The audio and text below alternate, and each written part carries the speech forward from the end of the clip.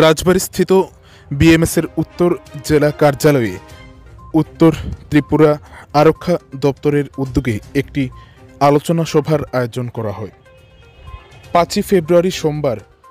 সকাল আনুমানিক 11:30 নাগাদ উত্তর ত্রিপুরা জেলার জেলা সদর ধর্মনগর শহরের রাজবাড়ীস্থিত ভারতীয় মজদুর সংঘর উত্তর ত্রিপুরা জেলা কার্যালয়ে উত্তর ত্রিপুরা আরক্ষা দপ্তরের উদ্যোগে একটি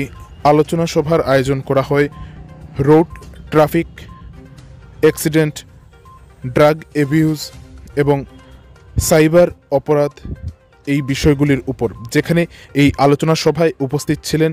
উত্তর ত্রিপুরা জেলার police super IPS Bhanupada Chakraborty, মহকুমা পুলিশ আধিকারিক দেবাশিস সাহা, ধর্মনগর থানার অফিসার ইনচার্জ নারুগোপাল দে, ভারতীয় মজদুর সংঘ উত্তর ত্রিপুরা জেলার সভাপতি সহ ভারতীয় মজদুর সংঘের অন্যান্য কার্যকর্তারা। দুর্ঘটনা,